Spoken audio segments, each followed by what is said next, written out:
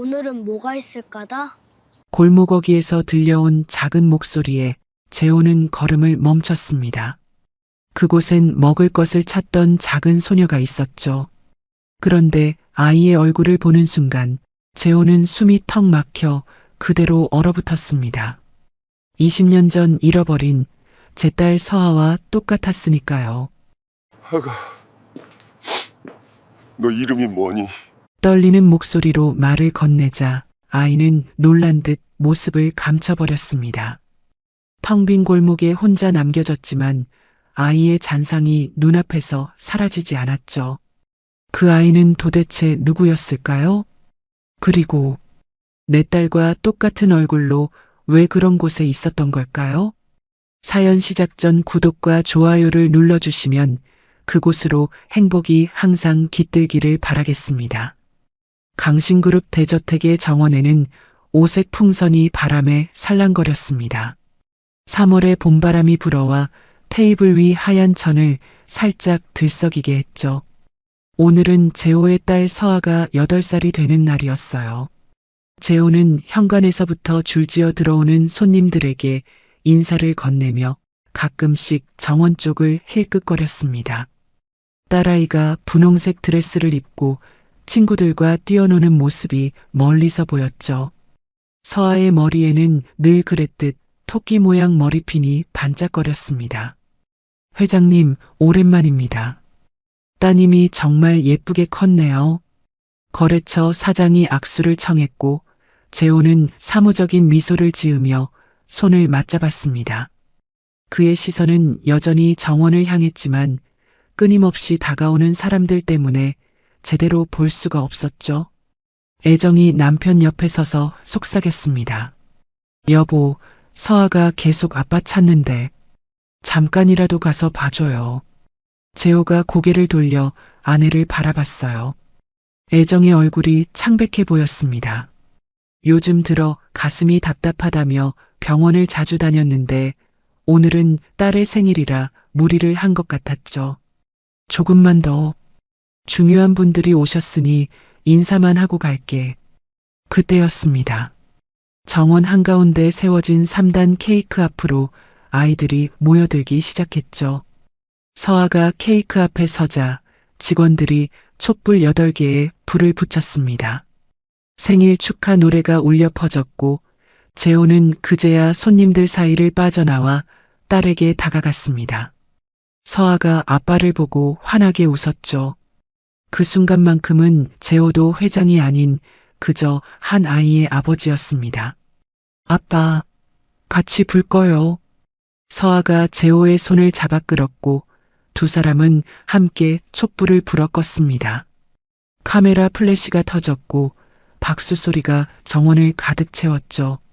재호는 서아의 머리를 쓰다듬으며 미소 지었습니다. 바로 그때 비서가 급하게 다가와 재호의 귀에 대고 뭔가를 속삭였어요. 해외 바이어와 긴급 통화를 해야 한다는 내용이었죠. 재호는 난감한 표정으로 서아를 내려다봤습니다. 서아야, 아빠가 잠깐만, 정말 잠깐만 전화 하나만 받고 올게. 아빠, 금방 와야 해요.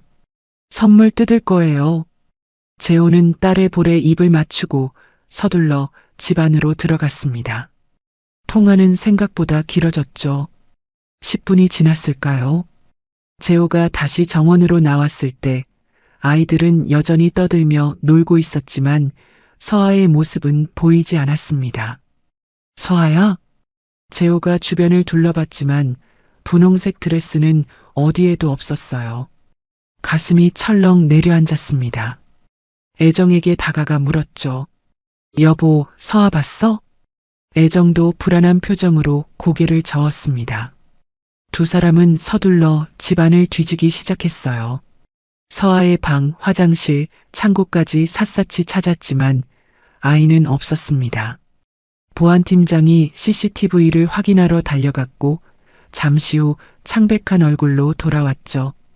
회장님, 따님이 정원 끝쪽으로 걸어가는 모습이 찍혔는데 그 이후로는 사각지대라서 재호의 다리가 후들거리기 시작했습니다. 그는 비틀거리며 정원 끝으로 달려갔죠. 손님들이 웅성거리며 뒤따랐고 직원들도 흩어져 서아를 찾기 시작했어요. 정원 끝 담장 근처 잔디밭에서 보안팀장이 무언가를 발견했습니다. 회장님, 여기요. 재호가 달려가자 팀장이 떨리는 손으로 무언가를 들어보였죠. 서아가 늘 끼고 다니던 토끼 머리핀이었습니다. 핀 주변의 잔디는 짓밟혀 있었고 담장 너머로 이어지는 발자국이 희미하게 남아 있었어요. 서아야, 서아야. 재호가 목이 터져라 딸의 이름을 불렀습니다. 애정도 창백한 얼굴로 남편 옆에 서서 흐느꼈죠. 경찰이 도착했고 수색이 시작됐습니다. 오후 4시에 시작된 생일 파티는 순식간에 악몽으로 변해버렸어요. 경찰견이 동원되고 헬기가 떴습니다. 강신그룹 보안팀도 총출동했지만 서아는 흔적도 없이 사라진 상태였죠. 해가 저물어 가는데도 아무런 단서를 찾을 수 없었습니다. 회장님, 일단 집 안으로 들어가시죠. 저희가 계속. 경찰 수사관의 말이 채 끝나기도 전에 재호의 휴대전화가 울렸습니다. 밤 8시였죠. 모르는 번호였어요.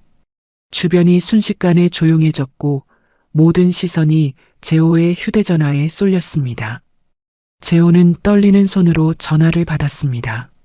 스피커폰으로 바꾸라는 수사관의 손짓이 있었지만 재호는 먼저 딸의 안부를 확인하고 싶었죠.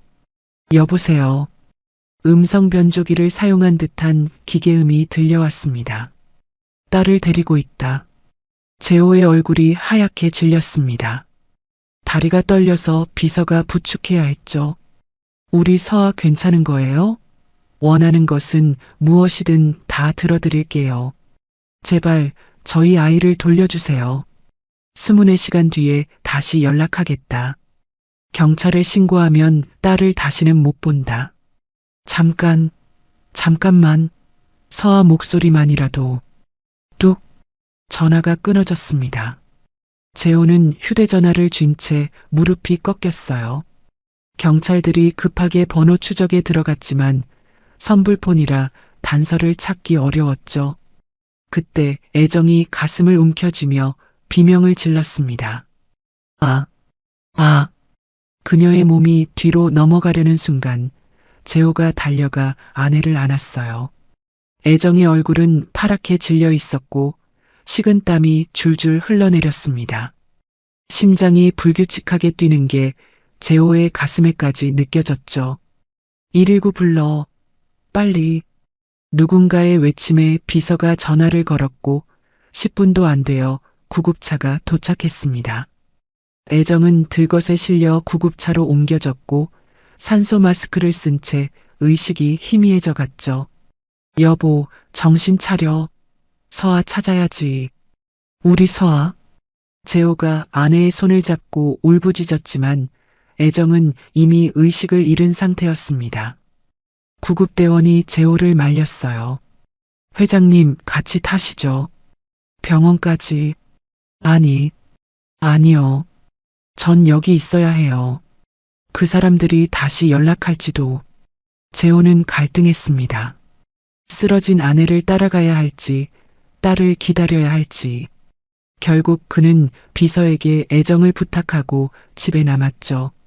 밤은 깊어갔고 대저택은 경찰과 보안팀으로 가득 찼습니다. 손님들은 모두 돌아갔고 생일 케이크는 그대로 정원 테이블 위에 남아 있었어요. 바람의 촛불은 이미 꺼진 지 오래였죠. 재호는 서아의 방에 들어가 딸의 베개를 안고 주저앉았습니다. 아직도 딸의 체온이 남아있는 것 같았어요. 방 안가득한 인형들과 그림책들, 서아가 아침에 입다 벗어둔 잠옷까지 모든 것이 그대로였는데 정작 딸만 사라진 이 현실이 믿기지 않았습니다. 서아야, 어디 있니? 무사한 거지. 아빠가 꼭 찾을게. 재호는 떨리는 손으로 딸의 베개를 가슴에 품었습니다. 병원에서 비서가 전화를 걸어왔죠. 회장님, 사모님이 응급처치 받고 계십니다. 일단 위급한 상황은 넘기셨다고. 알겠습니다. 계속 지켜봐 주세요. 전화를 끊고 나자 경찰 수사관이 조심스럽게 다가왔습니다. 회장님, 그 사람들이 24시간 뒤 연락한다고 했으니 내일 저녁 8시쯤 다시 전화가 올 겁니다. 그때까지 저희가 제발 우리 딸만 찾아주세요. 돈이든 뭐든 다 줄 테니까. 재호의 목소리는 간신히 짜내는 듯 했습니다. 수사관은 고개를 끄덕이며 물러났죠. 그날 밤 재호는 한숨도 잘 수 없었습니다. 서아가 춥지는 않을지, 무서워하고 있지는 않을지, 밥은 먹었을지, 온갖 생각이 머릿속을 맴돌았어요. 창밖으로 보이는 정원 끝, 서아가 사라진 그곳을 하염없이 바라보며 재호는 중얼거렸습니다. 서아야, 조금만 기다려. 아빠가 꼭 데리러 갈게. 다음 날 저녁 8시 약속된 시간에 전화가 울렸습니다. 재호는 밤새 한숨도 못 잔 채 거실 소파에 앉아 있었죠. 경찰들이 녹음 장비를 준비하고 추적 장치를 작동시켰습니다. 재호의 손은 여전히 떨렸지만 이번엔 놓치지 않겠다는 결의로 가득했어요. 딸은, 우리 서아는 무사한가? 재호의 첫마디였습니다. 음성 변조된 목소리가 차갑게 대답했죠. 50억? 내일 새벽 3시 남산공원 북쪽 입구 쓰레기통 안에 넣어둬라. 다른 사람 동행하면 딸은 영원히 못 본다. 알겠네. 50억 준비하겠네. 제발 서아 목소리라도. 전화는 일방적으로 끊어졌습니다. 재호는 즉시 비서에게 지시했고 새벽이 되기 전 현금 50억이 준비됐죠.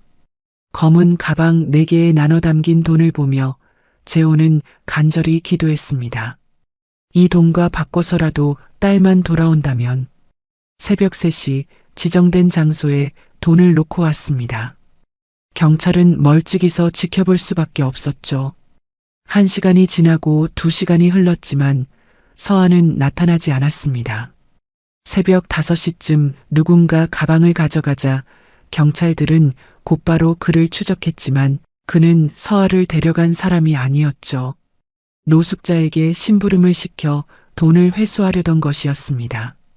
경찰들이 가방을 다시 돌려주었지만 그런 건 아무 의미가 없었어요.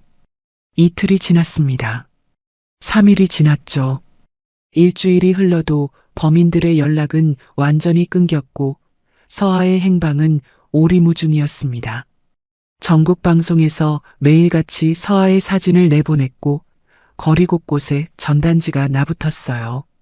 현상금은 10억까지 올라갔지만 제대로 된 제보는 하나도 없었죠. 그러던 중 병원에서 연락이 왔습니다. 애정의 상태가 악화됐다는 소식이었어요.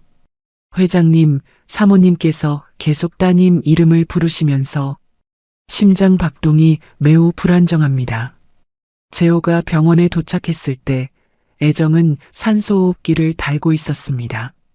그녀의 얼굴은 며칠 사이 반쯤 늙어버린 것 같았죠. 재호가 아내의 손을 잡자 애정이 힘겹게 눈을 떴습니다. 여보, 서아는 곧 찾을 거야. 조금만 기다려. 애정의 눈에서 눈물이 흘러내렸습니다. 그녀는 더 이상 말을 하지 못했어요. 의사는 재호를 복도로 불러냈죠. 사모님의 심장이 극심한 스트레스를 견디지 못하고 있습니다. 이대로라면 장기 입원이 불가피할 것 같습니다. 한 달이 지났을 때 경찰서에서 연락이 왔습니다. 회장님, 지방에서 머리를 크게 다친 여자아이가 발견됐다는 제보가 있었습니다. 나이가 좀 안 맞긴 한데 혹시 확인해 보시겠습니까? 재호는 한달음에 그곳으로 달려갔습니다. 하지만 병원 침대에 누워있던 아이는 서아가 아니었죠. 10살쯤 되어 보이는 다른 아이였습니다. 희망이 무너지는 순간 재호는 복도 벽에 기대어 주저앉았어요. 석 달이 지나고 6개월이 흘렀습니다. 강신그룹 이사회에서는 회장의 복귀를 요구했지만 재호는 회사 일에 전혀 관심이 없었죠. 조카인 민우가 대신 회사를 돌보기 시작했고 재호는 병원과 경찰서만 오가는 유령 같은 삶을 살았습니다. 1년이 되던 날 재호는 혼자 그 정원 끝에 서 있었습니다. 서아가 마지막으로 걸어간 그곳, 토끼 머리핀이 떨어져 있던 바로 그 자리였죠. 서아야, 아빠가 미안해. 내가 너를 지켜주지 못해서. 그의 목소리는 바람에 흩어졌고 주름진 얼굴엔 눈물 자국만 남았습니다. 3년이 지나고 5년이 흘러도 재호는 매년 같은 날 같은 시간에 그곳을 찾았어요. 생일 케이크를 들고 와서 혼자 촛불을 켜고 혼자 노래를 불렀죠. 생일 축하합니다. 생일 축하합니다. 사랑하는 서아이. 생일 축하합니다. 시간이 흐를수록 주변 사람들은 수군거리기 시작했습니다. 회장이 너무 빨리 늙어버렸다고, 딸을 잃은 충격에서 벗어나지 못한다고 말이죠. 10년이 지났을 때 경찰은 서아의 사건 파일을 미제 사건 보관소로 옮겼습니다. 그리고 어느 날 어느 형사가 재호를 찾아왔어요. 회장님, 죄송하지만 이제는 따님이 살아있을 가능성이 살아있습니다. 재호는 단호하게 말했지만 그의 눈빛은 이미 절반쯤 포기한 사람의 것이었죠. 형사는 조심스럽게 서류를 꺼내 보였습니다. 저희도 최선을 다했지만 더 이상의 단서가 없어서 미제 사건으로 분류하게 됐습니다. 미제 사건. 그 두 글자가 재호의 가슴에 대못처럼 박혔어요. 형사가 떠난 뒤 재호는 서아의 방에서 하루 종일 나오지 않았습니다. 병원에 누워있는 애정의 상태도 나아지지 않았죠. 심장은 여전히 불안정했고 의사들은 평생 약물 치료가 필요할 거라고 했습니다. 가끔 의식이 또렷할 때면 그녀는 재호의 손을 잡고 물었어요. 서아는? 조금만 더 기다려. 꼭 찾을 거야. 매번 같은 대답을 하면서도 재호는 점점 확신을 잃어갔습니다. 하지만 아내 앞에서만은 희망을 버릴 수 없었죠. 재호는 회사 일을 조카 민우에게 하나둘 넘기기 시작했습니다. 이사회는 반발했지만 재호는 신경 쓰지 않았어요. 그의 하루는 오직 병원과 서아의 흔적을 찾는 일로 채워졌죠.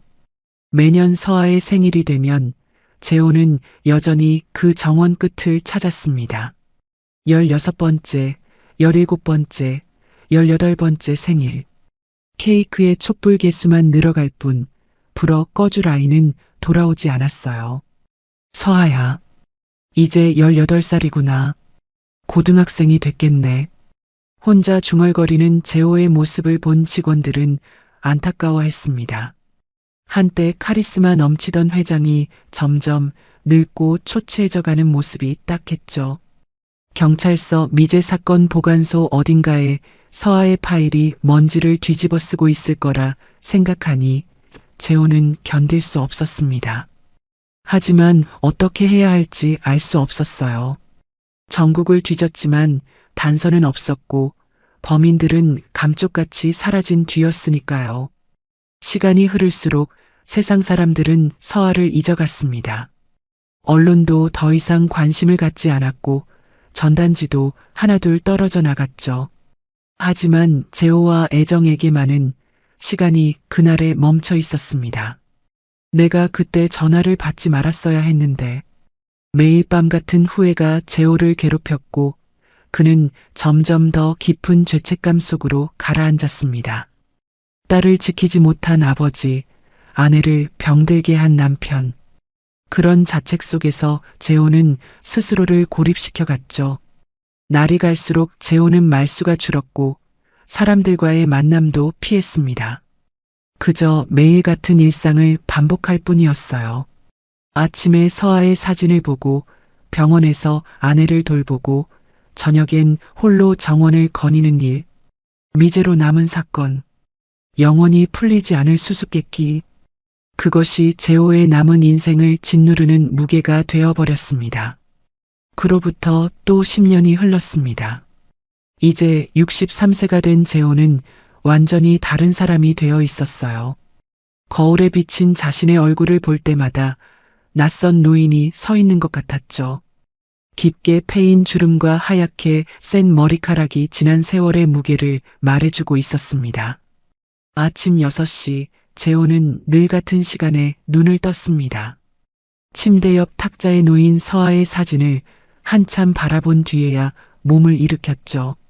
사진 속 8살 서아는 여전히 해맑게 웃고 있었지만 이제 그 아이는 28살이 되었을 거예요. 어디선가 살아있다면 말이죠. 서아야, 오늘도 잘 지내고 있니? 재호의 하루는 이렇게 빈 공간을 향한 인사로 시작됐습니다. 세수를 하고 옷을 갈아입은 뒤 그는 곧장 서아의 방으로 향했어요. 20년 전 그날 그대로 보존된 방은 시간이 멈춘 박물관 같았습니다. 분홍색 벽지, 토끼 인형들, 책상 위에 펼쳐진 그림책, 반쯤 완성된 크레파스 그림까지 모든 게 서아가 마지막으로 만졌던 그대로였죠. 재호는 작은 의자에 앉아 방을 둘러봤습니다. 먼지 하나 없이 깨끗했어요. 매일 아침 가정부가 조심스럽게 청소했지만 물건 위치는 단 1cm도 바꾸지 않았죠. 네가 이 방에서 뛰어놀던 게 엊그제 같은데. 재호의 목소리가 텅 빈 방에 울렸습니다. 1시간쯤 그렇게 앉아 있다가 그는 천천히 일어났어요. 9시가 되면 재호는 병원으로 향했습니다.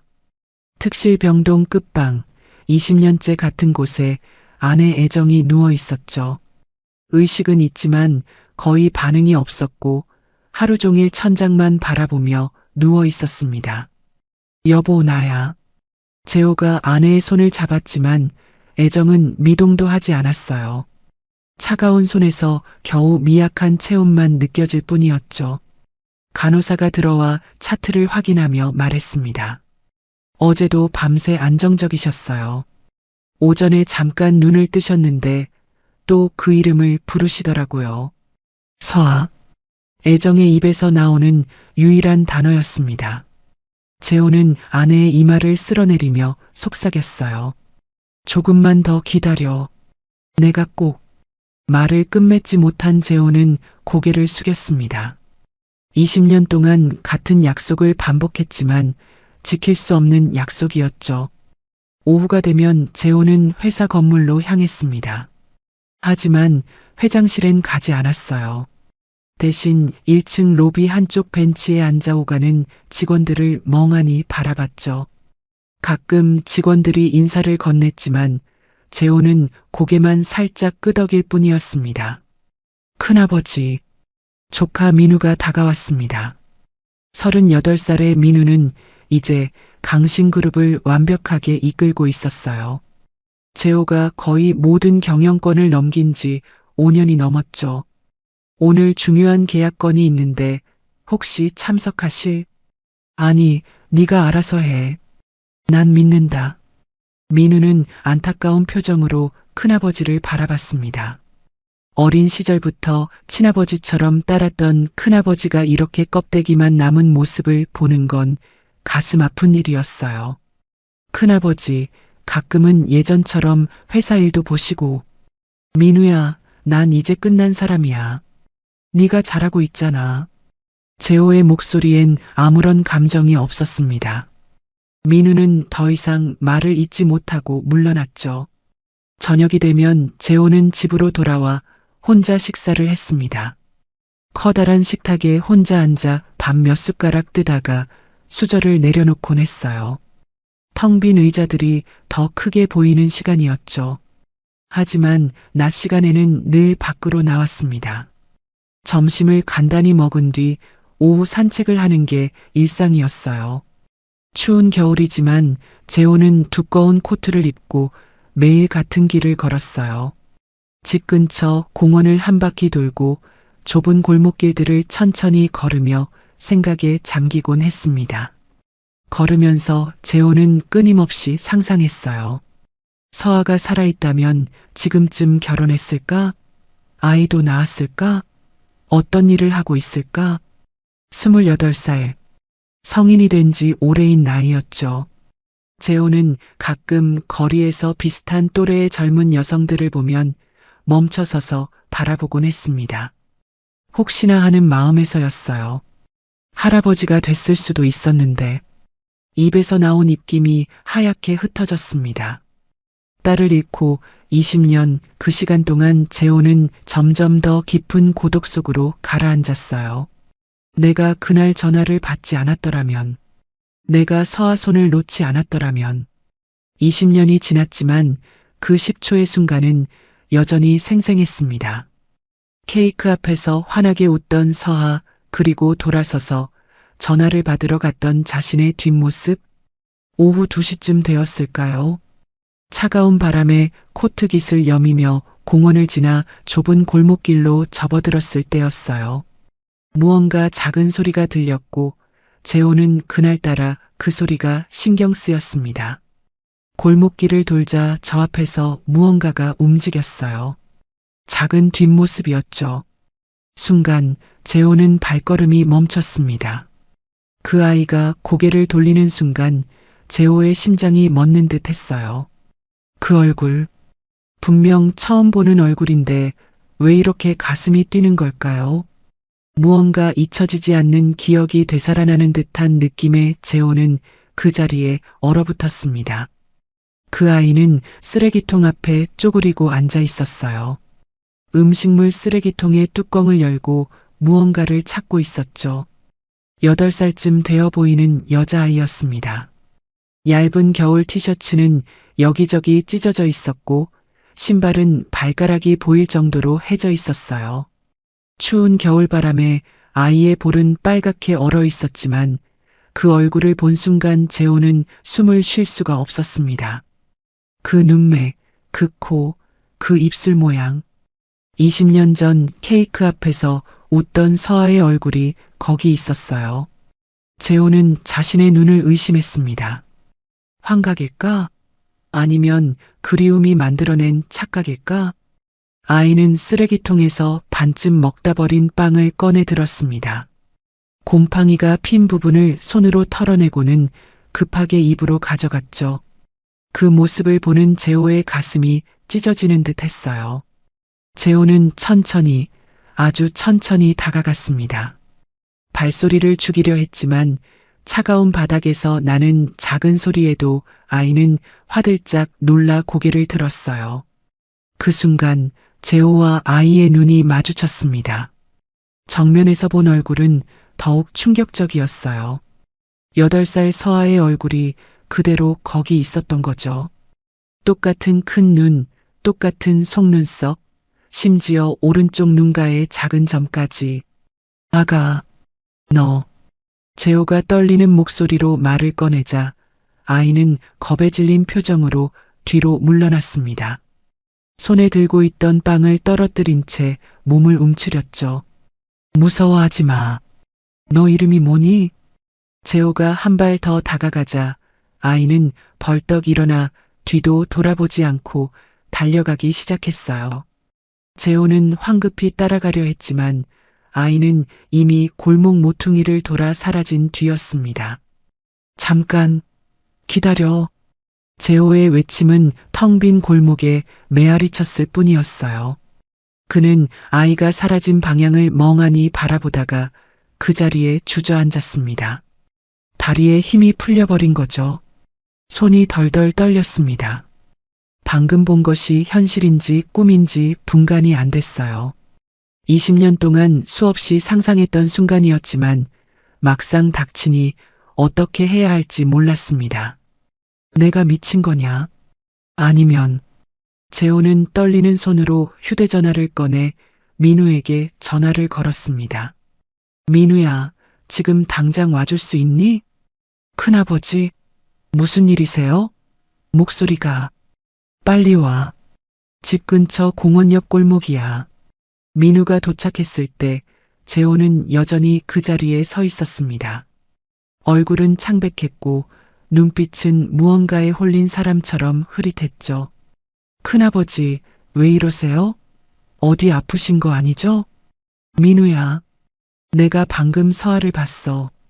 민우의 표정이 굳어졌습니다. 큰아버지가 드디어 정신적으로 무너진 건가 싶었죠. 큰아버지, 서아는 이미. 아니야. 서아랑 똑같이 생긴 아이를 봤다고. 8살쯤 된 여자아이인데 얼굴이. 정말 서아랑 판박이었어. 재호는 급하게 상황을 설명했습니다. 쓰레기통을 뒤지던 아이, 서아와 너무나 닮은 얼굴, 그리고 도망친 것까지. 민우는 큰아버지의 말을 들으며 고민에 빠졌어요. 알겠습니다. 제가 조사해 볼게요. 이 근처 CCTV부터 확인해 보죠. 다음 날부터 재호는 매일 같은 시간에 그 골목을 찾았습니다. 오전에도 가고, 오후에도 가고, 저녁에도 갔어요. 하지만 아이는 나타나지 않았죠.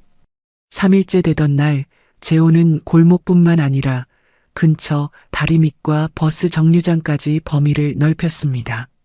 주머니엔 빵과 우유를 가득 넣고 다녔어요. 혹시라도 그 아이를 다시 만난다면 주려고 말이죠.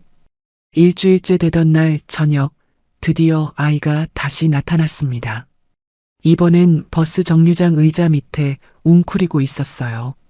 재호는 이번엔 더 조심스럽게 다가갔습니다. 아가야. 아이가 또다시 놀라 고개를 들었어요. 재호를 알아본 아이는 즉시 도망가려 했지만 재호가 주머니에서 빵을 꺼내 들자 잠시 망설였습니다. 배고프지? 이거 줄게.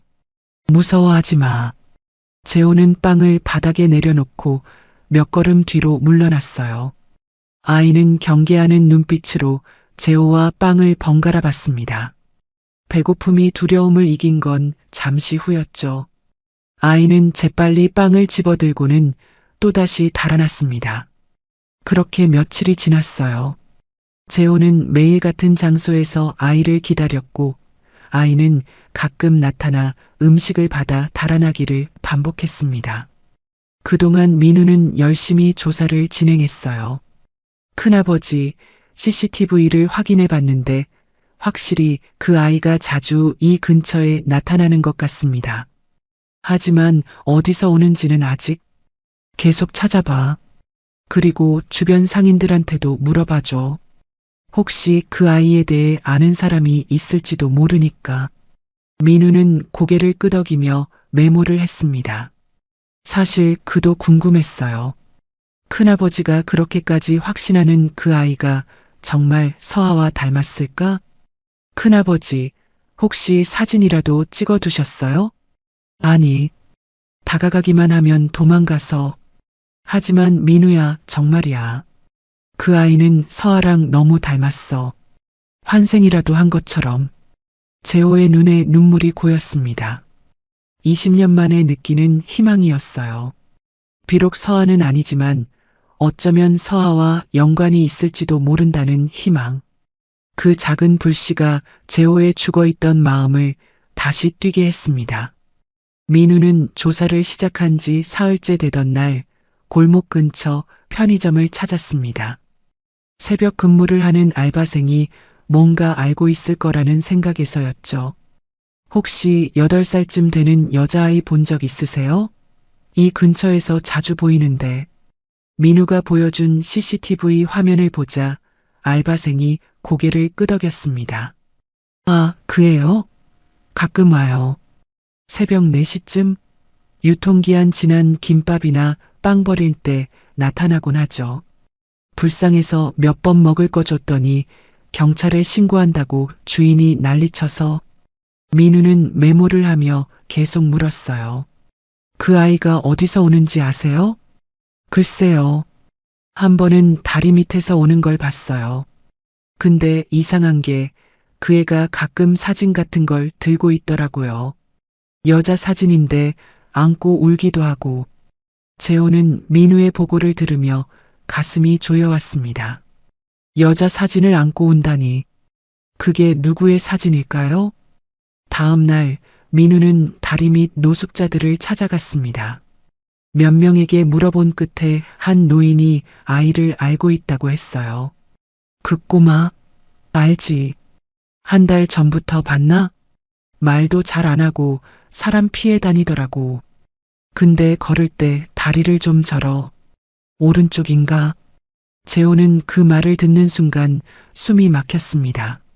서아도 어릴 때 넘어져서 한동안 오른쪽 다리를 절었거든요. 우연의 일치일까요? 아니면 일주일째 되던 날 민우가 중요한 단서를 가져왔습니다. 큰아버지, 이거 보세요. 민우가 내민 것은 구겨진 종이 한 장이었어요. 아이가 떨어뜨리고 간 것을 상가 경비 아저씨가 주었다고 했죠.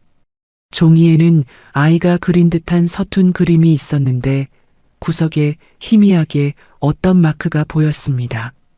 이거 보육원 로고 같은데요? 재호가 돋보기를 가져와 자세히 들여다봤습니다. 분명 어떤 기관의 마크였어요. 하지만 너무 희미해서 어느 보육원인지는 알 수 없었죠. 민우야, 이 근처 보육원들 다 조사해봐. 이 아이를 아는 곳이 있을 거야. 그 사이에도 재호는 매일 골목을 찾았습니다. 아이는 불규칙하게 나타났어요. 어떤 날은 오전에, 어떤 날은 저녁에, 때로는 며칠씩 보이지 않기도 했죠. 열흘째 되던 날, 재호는 처음으로 아이와 조금 더 가까이 마주할 수 있었습니다. 버스 정류장 의자 밑에 숨어있던 아이에게 우유와 샌드위치를 건넸는데 이번엔 도망가지 않고 그 자리에서 먹기 시작한 거예요. 천천히 먹어. 목 막히면 안 되니까. 재호가 부드럽게 말하자 아이가 처음으로 고개를 들어 재호를 똑바로 봤습니다. 그 눈빛이 너무나 맑고 순수해서 재호는 가슴이 먹먹해졌어요. 분명 서아의 눈이었습니다. 똑같은 모양, 똑같은 빛깔. 그때 아이가 작은 목소리로 중얼거렸습니다. 아저씨, 나쁜 사람 아니에요? 아니야. 절대 아니야. 그냥 네가 걱정돼서 그래. 아이는 고개를 끄덕이고는 다시 샌드위치를 먹기 시작했어요.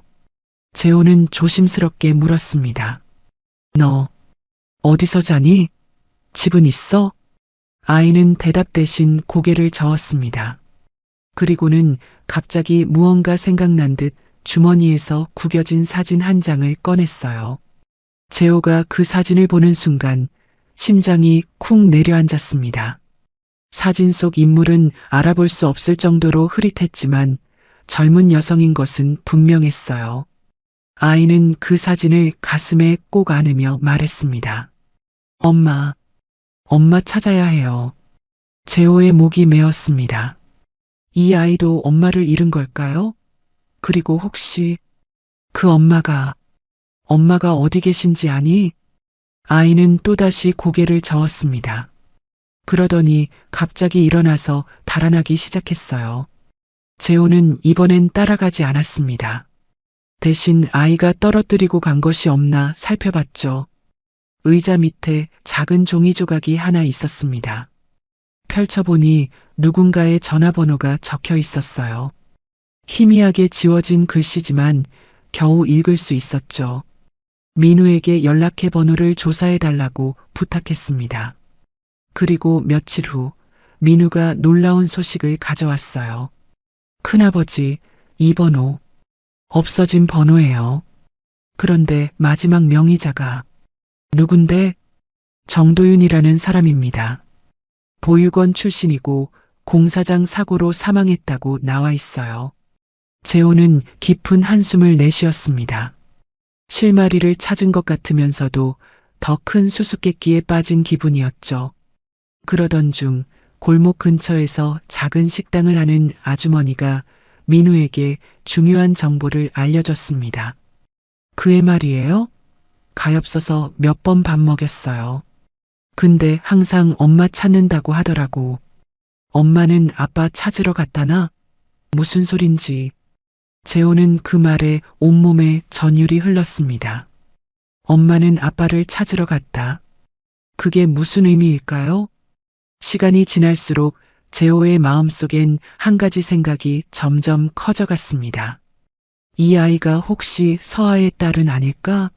서아가 어딘가에서 살아있다가 아이를 낳고, 그리고 무슨 일인가 있어서 아이만 홀로 남게 된 건 아닐까? 내 딸의 딸일지도 몰라. 재호가 떨리는 목소리로 중얼거리자 민우가 조심스럽게 말했습니다. 큰아버지, 너무 성급하게 생각하지 마세요. 확실한 증거를 찾을 때까지는. 하지만 재호의 마음은 이미 기울어져 있었습니다. 그 아이의 얼굴, 걸음걸이, 맑은 눈빛, 모든 게 서아를 떠올리게 했으니까요. 두려우면서도 희망적인 그런 복잡한 감정이 재호의 가슴을 가득 채웠습니다. 그날 밤 하늘에서 폭우가 쏟아지기 시작했습니다. 재호는 우산을 들고 늘 그렇듯 골목을 돌고 있었어요. 벌써 보름째 아이를 찾아다니는 일이 일상이 되어버렸죠. 차가운 빗줄기가 우산을 때리는 소리만 골목에 울려 퍼졌습니다. 버스 정류장을 지나 다리 밑으로 향하던 중 재호는 무언가 이상한 것을 발견했어요. 빗물이 흘러내리는 콘크리트 벽 옆에 작은 것이 웅크리고 있었습니다. 가까이 다가가자 그것은 바로 그 아이였어요. 아이는 온몸이 흠뻑 젖은 채 벽에 기대어 있었습니다. 얼굴은 붉게 달아올라 있었고 숨소리가 거칠었죠. 재호가 다가가자 아이는 눈을 뜨려 했지만 제대로 뜰 수도 없는 상태였어요. 아이고 얘야. 재호는 우산을 던지고 아이에게 달려갔습니다. 손을 대보니 온몸이 불덩이처럼 뜨거웠어요. 아이는 의식이 흐릿한 상태에서도 무언가를 중얼거렸습니다. 엄마, 추워.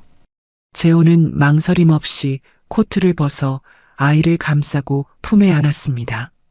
8살 정도의 아이였지만 영양실조로 너무 가벼웠어요. 뼈만 남은 것 같은 그 작은 몸이 재호의 가슴을 아프게 했죠.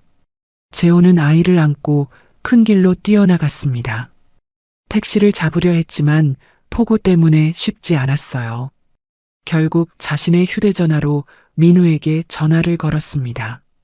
민우야, 지금 당장 차 가지고 다리 밑으로 와. 아이가 쓰러졌어.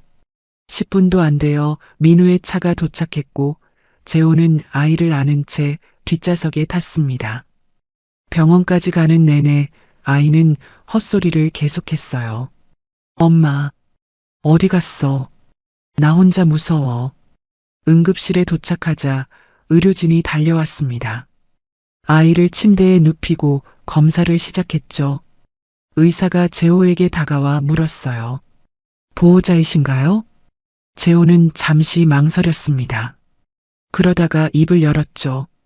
그럴지도 모릅니다. 의사는 이상한 눈빛으로 재호를 봤지만 일단 치료가 먼저였습니다. 아이가 심한 영양실조와 폐렴 초기 증상을 보이고 있어요. 언제부터 이런 상태였나요? 잘 모르겠습니다. 며칠 전부터 봤는데 검사 결과 아이는 오랫동안 제대로 먹지 못하고 씻지도 못한 상태였습니다. 몸 여기저기에 상처와 멍이 있었고 발톱과 손톱은 까맣게 변해 있었어요. 의사는 고개를 저으며 말했죠. 최소한 달은 방치된 것 같은데 혹시 부모님이 누군지 아시나요? 재호는 대답할 수 없었습니다. 그때 민우가 조심스럽게 의사를 옆으로 데려가 뭔가 이야기를 나눴어요. 잠시 후 의사가 돌아와 말했습니다. 일단 입원 치료를 하겠습니다. 그리고 혹시 친족관계 확인을 원하신다면 검사를 해볼 수 있는데요.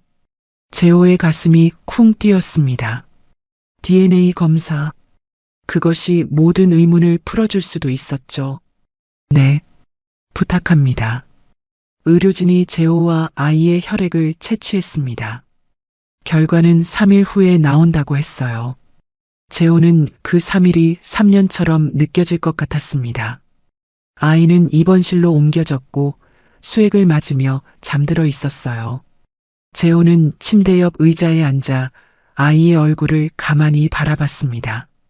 깨끗이 씻긴 얼굴은 더욱 서아를 닮아 있었죠. 새벽 2시쯤 아이가 잠에서 깨어났습니다. 눈을 뜨자마자 낯선 환경에 놀란 듯 불안한 표정을 지었어요. 여기 어디예요? 병원이야. 네가 아파서 데려왔어. 무서워하지 마. 아이는 재호를 알아보고는 조금 안심하는 듯 했습니다. 재호는 부드러운 목소리로 물었어요. 그런데 너 이름이 뭐니? 아저씨가 뭐라고 불러야 할지 모르겠네. 아이는 작은 목소리로 대답했습니다. 예지, 예지예요. 예지, 예쁜 이름이네. 성은 뭐니? 아이는 고개를 갸웃거렸어요. 몰라요. 엄마가 그냥 예지라고만 불러요. 재호의 가슴이 아팠습니다. 아이가 자신의 성도 모른다니. 엄마 언제 와요? 엄마가 아빠 찾으러 간다고. 금방 온다고 했는데. 재호의 목이 메었습니다. 이 작은 아이가 얼마나 오래 혼자 기다렸을까요? 재호는 아이의 작은 손을 잡아주었어요. 차가웠던 손이 조금씩 따뜻해지는 게 느껴졌죠. 조금만 기다려. 다 괜찮아질 거야. 아이는 재호의 손을 꼭 잡은 채 다시 잠들었습니다. 마치 그 손이 유일한 안전장치인 것처럼 말이죠. 민우가 커피를 들고 병실로 들어왔어요. 큰아버지, 좀 쉬세요. 제가 지켜볼게요. 아니야. 난 괜찮아. 이 아이가 정말 내 손녀일 수도 있잖니. 민우는 조심스럽게 말했습니다. 큰아버지, 너무 기대하지 마세요. 만약 아니라면. 알아. 하지만 민우야, 이 아이를 보면 정말 서아가 보여. 눈빛도 손가락 모양도 심지어 자는 모습까지. 재호는 아이의 이마를 쓸어내리며 중얼거렸어요. 만약 이 아이가 서아의 딸이라면 우리 서아는 어디 있는 걸까? 왜 아이를 혼자 두고. 그때 아이가 잠꼬대를 했습니다. 엄마, 아프지 마. 엄마. 재호는 그 말에 가슴이 찢어지는 듯 했어요. 아이의 엄마에게 무슨 일이 있었던 걸까요? 재호는 아이의 손을 더 꽉 잡으며 혼자 눈물을 삼켰습니다. 병실 창밖으로는 여전히 비가 내리고 있었어요. 재호는 빗소리를 들으며 가슴이 먹먹해졌습니다. 20년을 찾아 헤맨 끝에 이런 비 오는 날 쓰러진 아이를 안게 되다니. 그리고 이제 어쩌면 서아의 흔적일지도 모를 이 아이가 자신의 앞에 누워 있었습니다. 3일이 지났습니다. 재호는 그동안 병원을 한시도 떠나지 않았어요. 예지의 상태는 많이 호전되었지만 여전히 입원 치료가 필요했죠. 재호는 매일 예지 곁에서 책을 읽어주거나 이야기를 들려주며 시간을 보냈습니다. 그날 오전 10시 의사가 서류 봉투를 들고 병실로 들어왔어요. 재호의 심장이 빠르게 뛰기 시작했습니다. 드디어 결과가 나온 거였죠. 회장님, 잠시 상담실로 가시겠어요? 재호는 떨리는 다리로 의사를 따라갔습니다. 민우도 함께였어요. 상담실에 앉자 의사가 봉투를 열며 말했습니다. 검사 결과가 나왔습니다. 예지양은. 의사가 잠시 말을 멈추고 서류를 다시 확인했어요. 그리고는 놀란 표정으로 재호를 바라봤죠. 직계 자손과 99.99% 일치합니다. 회장님의 친손녀가 맞습니다. 순간 재호의 눈앞이 하얘졌어요. 귀에서 윙하는 소리가 났고 온몸에서 힘이 빠져나가는 것 같았습니다. 민우가 황급히 재호를 붙잡았죠. 큰아버지, 괜찮으세요? 재호는 대답할 수 없었습니다. 목구멍이 막힌 듯 아무 소리도 나오지 않았어요. 의사가 물을 가져다 주었지만 재호는 고개를 저었습니다. 그저 서류를 뚫어지게 바라볼 뿐이었죠. 제 손녀가 맞다고요? 네, 확실합니다. 이런 수치는 조부모와 손자녀 관계에서만 나옵니다. 재호는 자리에서 일어났습니다. 비틀거리는 걸음으로 상담실을 나가 복도로 향했어요. 그리고는 벽에 기대어 무너져 내렸습니다. 서아야, 서아야. 20년 만에 터져나온 오열이었어요. 재호는 두 손으로 얼굴을 감싸고 어린아이처럼 울었습니다. 지나가던 사람들이 놀라서 쳐다봤지만 재호는 신경 쓸 겨를이 없었죠. 민우가 조용히 곁에서 기다려 주었습니다. 한참을 울던 재호가 겨우 숨을 고르며 일어났어요. 눈은 붉게 충혈되어 있었고 주름진 얼굴에는 눈물 자국이 선명했죠. 민우야, 우리 서아가 살아있었어. 어딘가에서 살아서 아이까지 낳았어. 큰아버지, 가자. 예지한테 가야겠어. 물어봐야 할 게 너무 많아.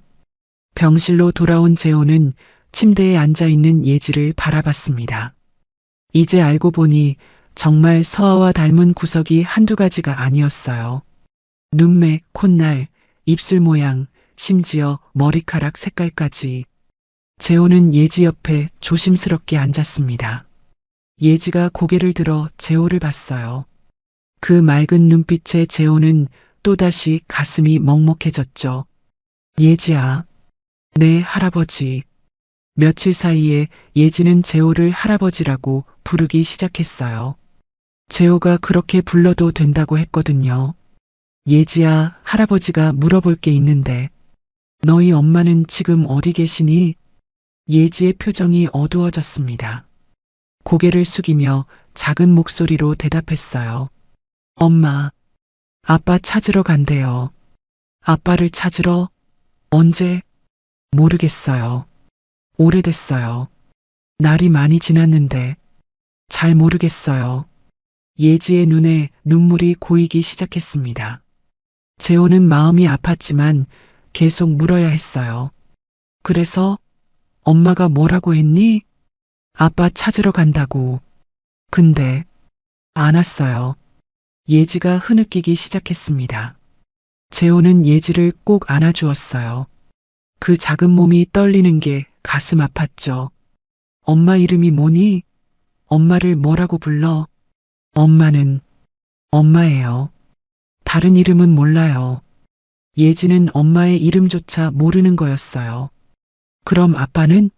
아빠 이름은 아니? 도윤 아빠요. 재호와 민우가 눈빛을 교환했습니다. 도윤, 그때 종이에 적혀있던 번호의 남성이었어요. 이미 공사장 사고로 사망했다는. 아빠는 지금 어디 있니? 예지는 고개를 흔들었습니다. 몰라요. 아빠 안 와요. 오래 안 왔어요. 엄마가 맨날 아빠 어디 갔냐고, 아빠 보고 싶다고 울었어요. 그래서 엄마가 아빠 찾으러 간다고 했어요. 아빠 어디 있는지 찾아본다고, 금방 데리고 온다고. 재호는 혼란스러웠습니다. 도윤은 이미 죽었는데 왜 서아는 죽은 사람을 찾으러 간다고 했을까요? 뭔가 이상한 점이 있었어요. 예지야, 너희 집이 어디였는지 기억나니? 예지는 고개를 저었습니다. 작은 방이었어요. 창문 하나 있고 춥고 엄마랑 나랑 둘이서만. 재호는 깊은 한숨을 쉬었습니다. 퍼즐 조각들이 하나둘 맞춰지고 있었지만 여전히 큰 그림은 보이지 않았어요. 분명한 건 서아가 20년 넘게 어딘가에서 살아 있었고 예지를 낳았다는 것. 그리고 지금은 행방불명이라는 것이었죠. 서아가 정말 살아 있었구나. 재호가 떨리는 목소리로 중얼거렸습니다. 민우가 조심스럽게 말했어요. 큰아버지, 이제 본격적으로 서아를 찾아야 합니다. 예지가 살던 곳부터 추적해서. 그래, 우리 서아를 꼭 찾아야 해. 이번엔 놓치지 않을 거야. 재호는 예지를 다시 꼭 안았습니다. 이 아이는 서아가 남긴 선물이었어요. 그리고 서아를 찾을 수 있는 유일한 실마리였죠. 재호의 눈에서 또다시 눈물이 흘러내렸지만 이번엔 희망의 눈물이었습니다. 예지가 병원에서 회복하는 동안 민우는 그 희미한 보육원 로고를 더 자세히 조사했습니다. 며칠간의 추적 끝에 드디어 찾아냈어요. 도시 외곽에 있는 해맑은 보육원이었죠. 재호와 민우가 보육원에 도착했을 때는 오후 3시였습니다. 낡은 건물 앞에서 재호는 잠시 숨을 고르며 마음을 다잡았어요. 여기서 무엇을 듣게 될지 그것이 두려우면서도 알고 싶었습니다. 60대 후반의 원장 오명숙이 그들을 맞았어요. 안녕하세요. 무엇을 도와드릴까요? 민우가 예지의 사진을 보여주자 원장의 표정이 순식간에 변했습니다. 예지, 도윤이가 데려왔던 그 아이. 원장은 그들을 사무실로 안내한 뒤 오래된 캐비닛에서 먼지 쌓인 파일을 꺼냈어요. 사할인이라는 이름이 적힌 파일이었죠. 20년 전 봄이었어요. 산길 외곽도로에서 차가 전복되는 큰 사고가 있었죠.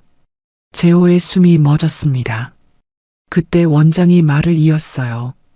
운전자와 동행자는 현장에서 즉사했고 근처에서 8살쯤 된 여자아이가 구조됐습니다.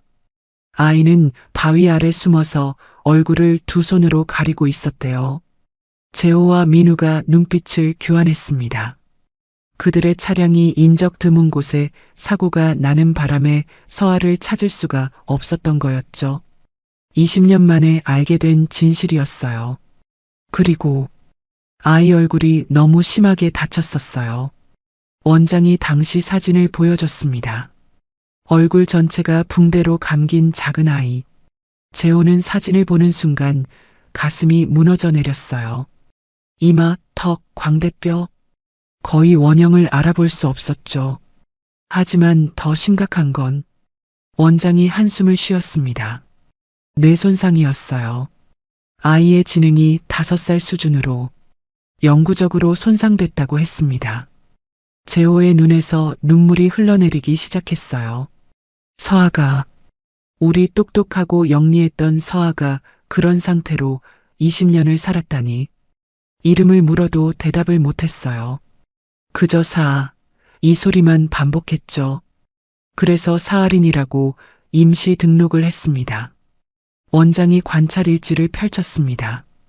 사아는 늘 토끼 그림만 그렸어요. 생일 얘기만 나오면 호흡이 가빠지고 잠들 때는 손가락을 입에 물고. 재호가 흐느끼기 시작했습니다. 모두 서아의 습관이었어요. 오른쪽 눈가에 작은 점도 있었고 하지만 얼굴이 너무 변해서 사진으로는 알아볼 수 없었을 거예요. 재호는 두 손으로 얼굴을 감쌌습니다. 딸이 바로 옆에 있었는데 20년 동안 찾지 못했다는 사실이 그를 미치게 만들었어요. 어떻게 내 딸이 그렇게 지능이 5살이라니. 숫자도 모르고 시간도 모르고. 재호의 목소리가 부서졌습니다. 엄마 아빠도 기억 못했겠네요. 혼자서 얼마나 무서웠을까. 얼마나 외로웠을까. 민우가 재호의 어깨를 잡았지만 재호는 멈출 수 없었어요. 내가 그때 전화를 받지 말았어야 했는데. 딸 손을 놓지 말았어야 했는데. 원장이 조용히 기다려 주었습니다. 한참을 울던 재호가 겨우 숨을 고르자 원장이 말을 이었어요.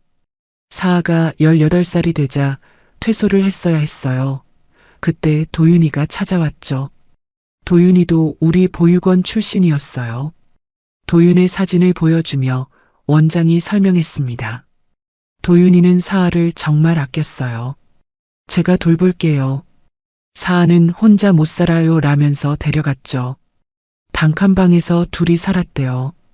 그래서 어떻게 도윤이가 막노동하며 생계를 책임졌어요.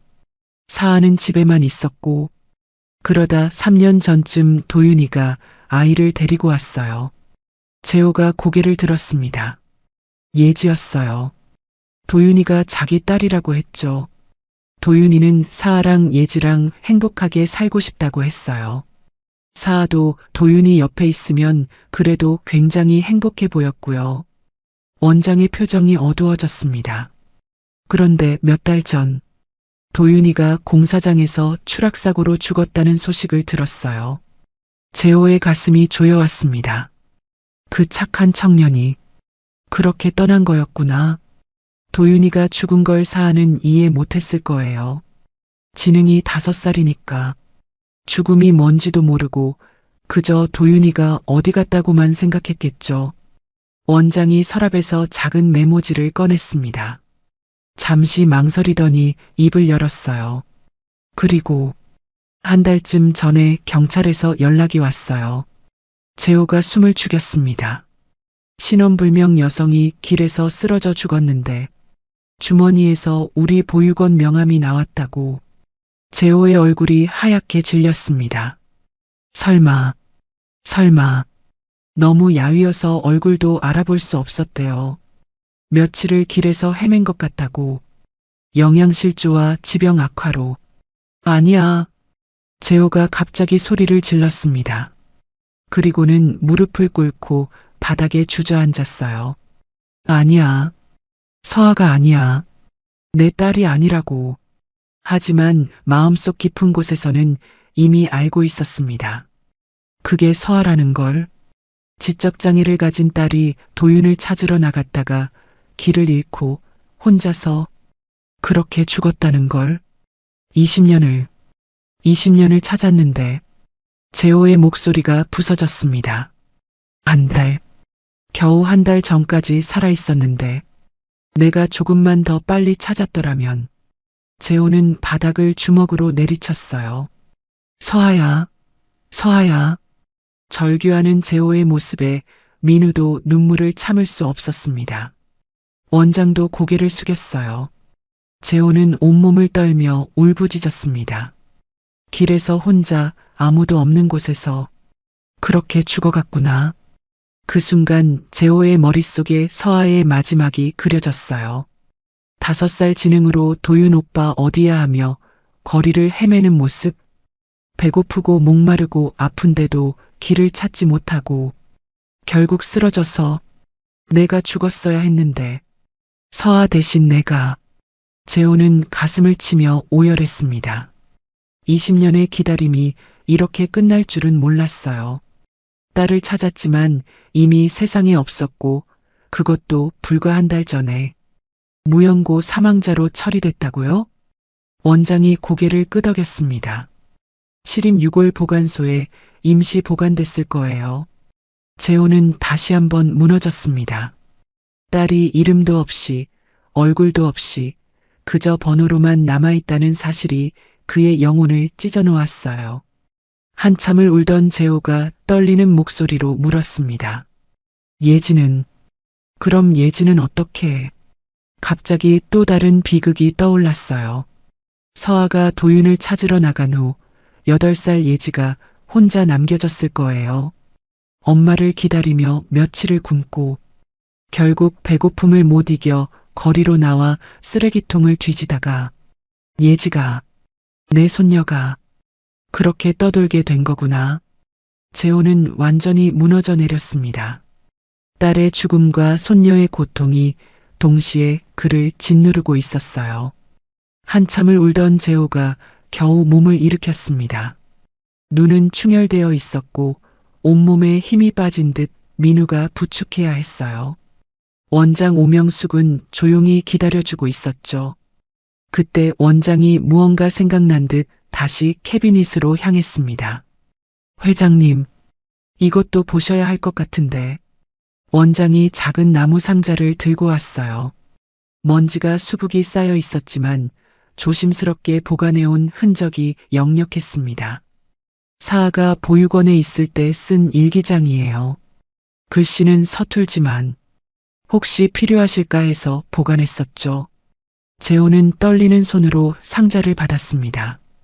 뚜껑을 열자 노랗게 변색된 공책 한 권과 토끼 그림들, 그리고 작은 물건 하나가 보였어요.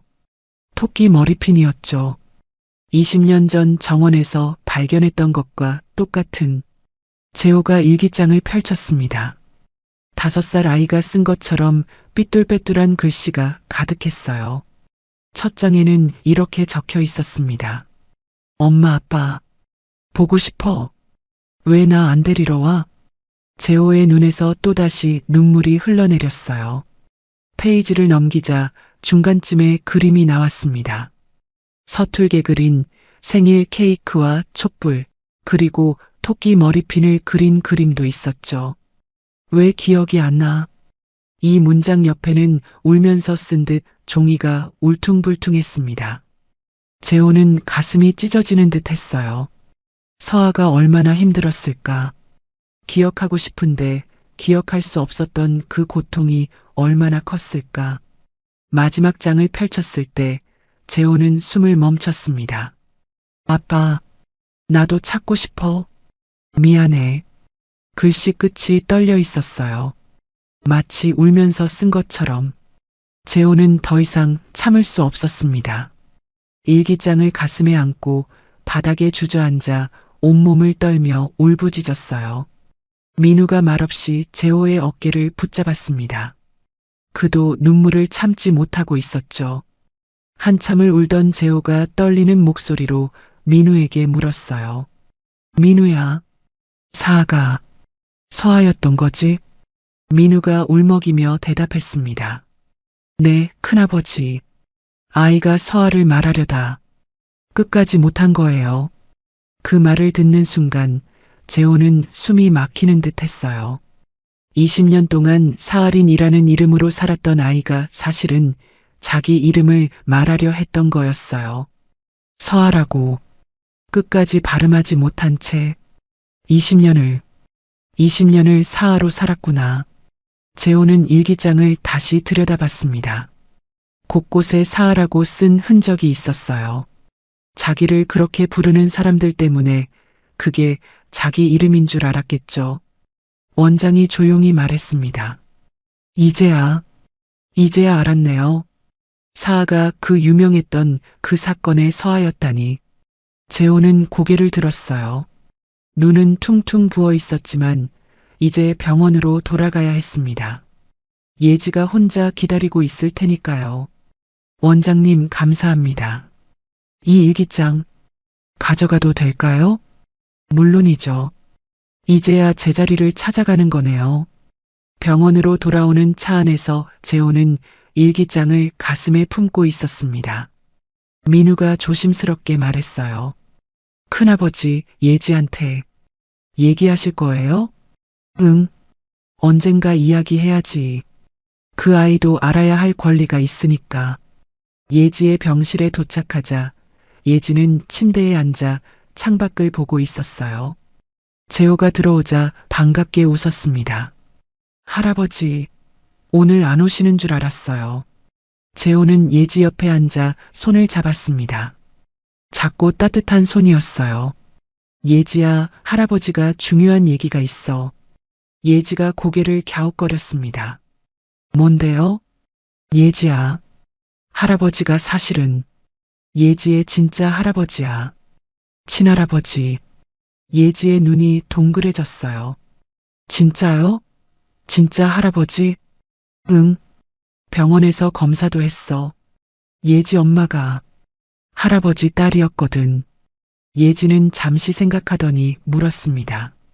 그럼 엄마가 할아버지 딸이에요? 그래. 오래전에 헤어졌다가 이제야 예지를 통해 다시 만난 거야. 재호의 눈가가 촉촉해졌습니다. 예지는 그런 할아버지를 가만히 바라보다가 조심스럽게 물었어요. 할아버지, 울었어요? 응, 너무 기뻐서.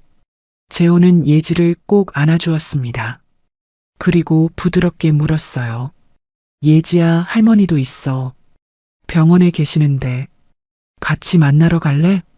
할머니요? 응. 할머니가 많이 아프셔서 누워 계시지만 예지를 보면 정말 좋아하실 거야. 예지는 고개를 끄덕였어요. 네, 할머니 보러 가요. 재호는 예지의 손을 잡고 특실로 향했습니다. 복도를 걸으며 예지가 물었어요. 할머니도 엄마 알아요? 그럼 할머니가 엄마를 제일 사랑했단다. 병실 문 앞에서 재호는 잠시 멈췄습니다. 깊은 숨을 쉬고 문을 열었어요. 애정은 여전히 눈을 감은 채 누워 있었습니다. 재호가 예지를 데리고 침대 옆으로 다가가며 부드럽게 말했어요. 여보, 우리 손녀 예지 데려왔어. 서아가 낳은 아이야. 예지가 조심스럽게 애정의 손을 잡았습니다. 할머니, 안녕하세요. 저 예지예요. 바로 그 순간이었습니다. 애정의 눈가에서 눈물 한 방울이 흘러내렸어요. 10년 만의 반응이었습니다. 의식은 없는 것 같았지만 분명 눈물이 흘렀어요. 마치 모든 걸 알고 있는 것처럼. 재호는 그 광경을 보고 무너져 내렸습니다. 처음으로 소리내어 울었어요. 병실이 떠나갈 듯한 통곡이었죠. 서아야, 우리 딸, 네가 남긴 아이가 이렇게 우리한테 돌아왔구나. 재호는 애정의 손과 예지의 손을 함께 잡았습니다. 세 사람의 손이 겹쳐진 그 순간 20년의 기다림과 슬픔이 모두 쏟아져 나왔어요. 예지는 무서워하지 않고 조용히 할아버지를 바라봤습니다. 그리고는 다른 손으로 할아버지의 눈물을 닦아주었어요. 할아버지, 울지 마요. 그 순수한 위로에 재호는 더욱 가슴이 미어졌습니다. 서아를 잃었지만 이 아이라도 남아있어서 그게 유일한 위안이었어요. 며칠 후 재호는 원장에게 들은 정보를 바탕으로 무연고 유골 보관소를 찾아갔습니다. 민우가 운전했고 예지도 함께였어요. 예지는 이제 많이 회복되어 퇴원한 상태였죠. 도시 외곽의 삭막한 건물이 나타났습니다. 시림 무연고 유골 보관소라는 간판이 녹슨 채 걸려 있었어요. 회색 콘크리트 건물은 마치 거대한 무덤처럼 보였습니다. 안으로 들어가자 차가운 공기가 얼굴을 스쳤어요. 긴 복도 양쪽으로 철문들이 늘어서 있었고 그 너머로 금속 선반들이 보였습니다. 선반 위엔 작은 항아리들이 번호표를 달고 일렬로 놓여 있었죠. 담당 직원이 무표정한 얼굴로 서류를 확인했습니다. 한 달 전 신원불명 여성, 여기 있네요. 임시번호 147-5입니다. 직원이 안쪽 방으로 들어가더니 작은 흰색 항아리를 들고 나왔어요. 항아리엔 신원불명 여성, 사망 추정일 한 달 전, 임시번호 147-5라는 스티커만 붙어 있었습니다. 재호의 손이 떨렸습니다. 그 작은 항아리 안에 서아가 20년을 찾아 헤맨 딸이 들어있다는 게 믿기지 않았어요. 확인 서명해 주시고 인수하시면 됩니다. 재호는 떨리는 손으로 서명을 했습니다. 그리고 두 손으로 항아리를 받아들었어요. 차갑고 작은 항아리였지만 재호에겐 온 세상보다 무거웠습니다. 그 순간 재호는 그 자리에 무릎을 꿇었어요. 항아리를 가슴에 꼭 끌어안은 채 온몸을 떨며 울기 시작했습니다. 서아야, 아빠 왔다. 복도에 울려 퍼지는 재호의 통곡에 직원도 당황했지만 민우가 조용히 말렸어요. 우리 딸, 많이 기다렸지. 아빠가 너무 늦게 와서 미안하다. 재호는 항아리에 얼굴을 묻고 흐느꼈습니다. 20년의 한이 모두 쏟아져 나오는 듯 했어요. 얼굴도 다치고 이름도 잊은 채 살다가 길에서 혼자 죽은 딸. 그 모든 고통이 재호의 가슴을 찢어 놓았습니다.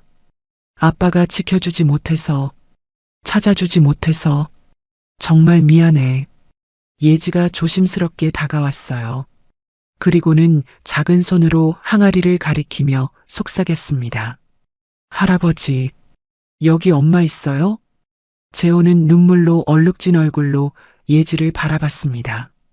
그리고는 떨리는 손으로 예지를 끌어안았어요. 그래, 여기 우리 서아가, 예지 엄마가 있어. 예지는 이해할 수 없다는 표정이었지만 할아버지가 우니까 같이 눈물을 글썽였어요. 엄마, 왜 거기 있어요? 나올 수 없어요? 재호는 대답할 수 없었습니다. 8살 아이에게 죽음을 어떻게 설명할 수 있을까요? 그저 예지를 더 꽉 안아줄 뿐이었어요. 한참을 울던 재호가 천천히 일어났습니다. 항아리를 가슴에 품은 채 예지의 손을 잡고 밖으로 나왔어요. 겨울 햇살이 차갑지만 따스하게 비치고 있었죠. 재호는 하늘을 올려다봤습니다. 구름 한 점 없는 맑은 하늘이었어요. 그리고 항아리를 다시 한번 꼭 안으며 속삭였습니다. 서아야, 네가 받지 못한 사랑, 내 아이에게 아빠가 다 줄게. 예지가 고개를 들어 할아버지를 봤어요. 할아버지, 이제 집에 가요? 그래, 이제 집에 가자. 재호는 예지의 손을 꼭 잡았습니다. 그 작은 손에서 서아의 온기를 느꼈어요. 비록 서아는 떠났지만 예지를 통해 다시 살아있는 거였죠. 차에 오르기 전 재호는 예지를 내려다봤습니다. 햇빛이 예지의 얼굴을 비추자 순간 8살 서아가 보이는 듯 했어요. 맑은 눈, 작은 코, 미소 짓는 입술까지. 할아버지, 왜 그래요? 아니야. 우리 예지가 너무 예뻐서. 재호는 예지를 차에 태우고 뒷좌석에 앉았습니다. 항아리는 무릎 위에 조심스럽게 놓았어요. 민우가 운전을 시작하자 재호는 창밖을 바라봤습니다. 도시가 지나가고 사람들이 스쳐 지나갔어요. 모두가 각자의 삶을 살아가고 있었죠. 재호도 이제 새로운 삶을 시작해야 했습니다. 서아를 위한 애도가 아닌 예지를 위한 삶을. 할아버지, 엄마 언제 집에 와요? 예지가 또 물었습니다. 재호는 부드럽게 예지의 머리를 쓰다듬으며 말했어요. 엄마는 하늘에서 예지를 지켜보고 있을 거야. 하늘에서요? 응. 저 하늘 위에서 예지가 잘 지내는지 매일 보고 있을 거야. 예지는 차창 밖 하늘을 올려다봤습니다. 그리고는 작게 손을 흔들었어요. 엄마, 나 여기 있어요. 그 순수한 모습에 재호는 또다시 눈물이 났지만 이번엔 슬픔만은 아니었습니다. 이 아이가 있어서, 서아의 흔적이 남아 있어서 그것만으로도 감사했어요. 집에 도착했을 때 대문 앞에서 가정부들이 기다리고 있었습니다. 모두가 예지를 보고 놀란 표정을 지었어요. 20년 전 서아와 너무나 닮았으니까요. 이제부터 이 아이가 우리 집 막내야. 잘 돌봐주게. 재호의 말에 모두가 고개를 숙였습니다. 예지는 큰 집을 신기한 듯 둘러봤어요. 와, 할아버지 집 커요. 이제 예지 집이야. 재호는 예지의 손을 잡고 집 안으로 들어갔습니다. 현관을 지나 거실로, 그리고 20년 동안 닫혀있던 서아의 방으로 향했어요. 문을 열자 시간이 멈춘 듯한 공간이 나타났습니다. 분홍색 벽지, 토끼 인형들, 작은 책상과 의자. 모든 게 그대로였죠. 여기가 엄마 방이었어. 이제는 예지 방이야. 예지는 눈을 반짝이며 방 안으로 들어갔습니다. 토끼 인형을 하나 집어들고는 환하게 웃었어요. 우와, 토끼다. 엄마도 토끼 좋아했어요? 그래. 엄마가 제일 좋아했지. 재호는 서아의 유골 항아리를 조심스럽게 선반 위에 놓았습니다. 그리고 작은 사진틀을 옆에 두었어요. 8살 서아가 환하게 웃는 사진이었죠. 예지가 사진을 보고 말했습니다. 엄마다. 엄마 어렸을 때예요? 응. 예지랑 똑같이 생겼지? 그날 밤 재호는 예지를 재우고 서재에 앉았습니다. 창밖으론 별이 빛나고 있었어요. 재호는 조용히 중얼거렸습니다. 서아야, 이제 안심해도 돼. 예지는 아빠가 잘 키울게. 네가 받지 못한 사랑 모두 예지에게 줄게. 그렇게 강재호 가족의 새로운 삶이 시작되었습니다. 비록 서아는 떠났지만 예지를 통해 다시 태어난 희망이 그들을 기다리고 있었어요. 1년이 지났습니다. 4번의 계절이 지나 따뜻한 봄이 찾아왔어요. 강재호의 대저택 정원엔 벚꽃이 만개했고 예지는 그 아래서 뛰어놀고 있었습니다. 할아버지, 할머니, 여기 꽃이 엄청 많아요. 예지는 이제 9살이 되었어요. 키도 훌쩍 크고 볼에는 혈색이 돌았습니다. 1년 전 쓰레기통을 뒤지던 아이의 모습은 어디에도 없었죠. 정원 의자에 앉아있던 재호가 웃으며 대답했습니다. 조심해서 뛰어. 넘어지면 안 돼. 그의 옆엔 놀라운 일이 일어나 있었어요. 바로 애정이 휠체어에 앉아 있었던 거죠. 1년 전까지 의식 없이 누워만 있던 애정이 이제는 눈을 뜨고 고개를 돌리고 심지어 말까지 할 수 있게 되었습니다. 예지야, 천천히. 애정의 목소리는 작고 느렸지만 분명했어요. 예지가 매일 찾아와 손을 잡고 이야기를 들려준 덕분이었죠. 의사들도 기적이라고 했습니다. 예지가 벚꽃잎을 한 움큼 주워와서 할머니 무릎에 뿌렸어요. 할머니 예쁘죠? 엄마도 이런 꽃 좋아했을까요? 애정의 눈가가 촉촉해졌습니다. 그녀는 떨리는 손으로 예지의 머리를 쓰다듬었어요. 응, 서아도 벚꽃을 참 좋아했어. 처음엔 예지를 보면 서아야라고 부르곤 했지만 이제는 예지야라고 정확히 불렀습니다. 비록 딸은 떠났지만 손녀가 있다는 걸 받아들인 거였어요. 할머니, 오늘 학교에서 그림 그렸어요. 보여드릴까요? 예지가 가방에서 도화지를 꺼냈습니다. 거기엔 4사람이 그려져 있었어요. 할아버지, 할머니, 예지, 그리고 하늘 위에 있는 엄마. 엄마는 날개를 달고 웃고 있었죠. 우리 가족이에요. 엄마는 하늘에서 우리 지켜봐요. 재호와 애정은 그림을 보며 미소 지었습니다. 아이의 순수함이 오히려 그들을 치유해주고 있었어요.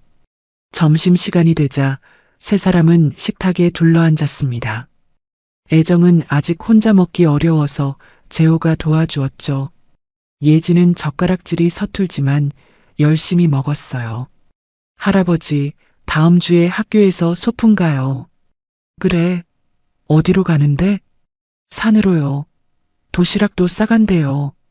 할머니가 맛있는 거 준비해 줄게. 애정이 부드럽게 말했습니다. 그녀의 회복은 정말 놀라웠어요. 의사들은 손녀의 사랑이 만든 기적이라고 했죠.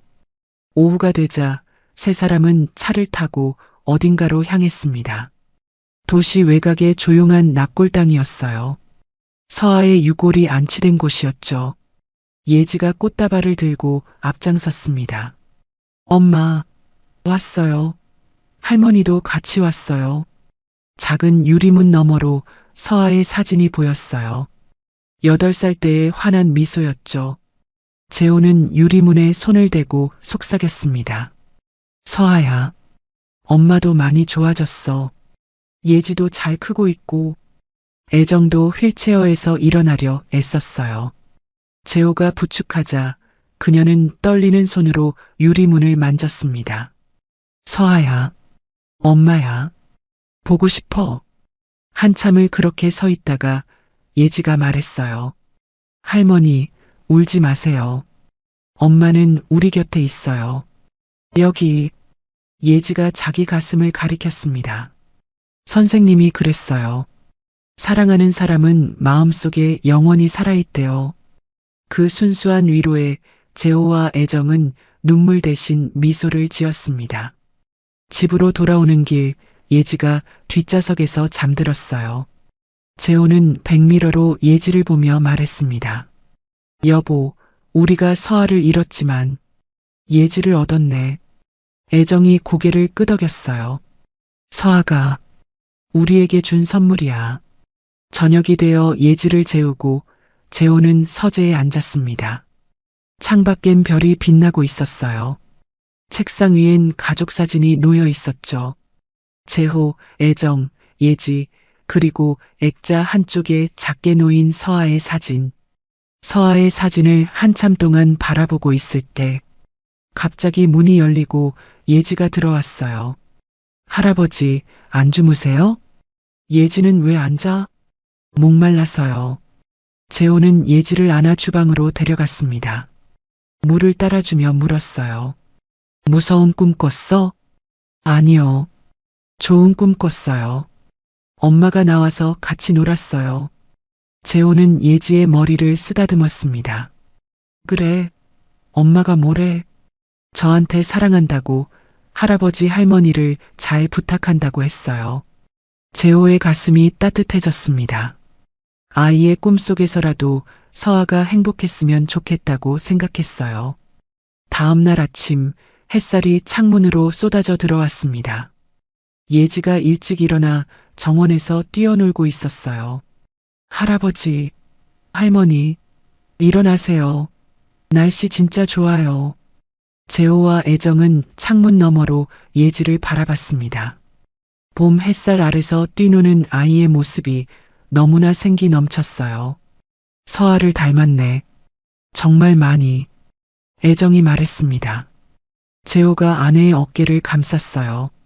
이제 우리에게도 봄이 왔나 봐. 예지가 큰 소리로 외쳤습니다. 할아버지, 할머니, 우리 영원히 같이 살 거죠? 재호가 대답했어요. 그럼, 영원히 같이 살아야지. 예지가 두 팔을 벌리고 빙글빙글 돌았습니다. 그 모습을 보며 재호는 생각했어요. 비록 서아는 떠났지만 예지를 통해 다시 살아났다고. 이것이 서아가 남긴 마지막 선물이라고. 따뜻한 봄날, 세 사람의 웃음소리가 정원에 울려 퍼졌습니다. 그들의 새로운 이야기는 그렇게 시작되고 있었습니다. 오늘의 이야기가 여러분의 마음에 작은 울림을 드렸다면 앞으로도 당신의 매일에 가슴 깊이 따뜻해지는 이야기들로 찾아뵐 수 있도록 구독과 좋아요를 눌러주세요. 그리고 사연의 주인공을 위한 따뜻한 말씀도 댓글로 부탁드립니다. 당신의 오늘을 늘 응원하겠습니다. 감사합니다.